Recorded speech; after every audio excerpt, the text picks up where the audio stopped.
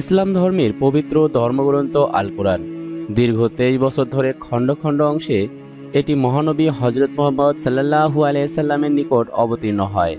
পবিত্র কোরআন মানবজাতির সকল সমস্যার সমাধান।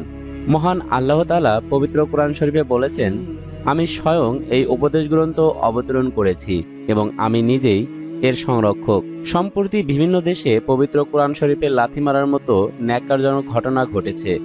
এরকম একটি সত্যি ঘটনা নিয়ে আমাদের আজকের আয়োজন। পবিত্র কোরআন শরীফের লাথি মারায় কি পরিণত হলো মেয়েটির, কবরের আযাবের ভয়াবহতা নিয়ে তৈরি এই ভিডিওটি। দেখলে ভয়ে শিউরে উঠবেন আপনিও।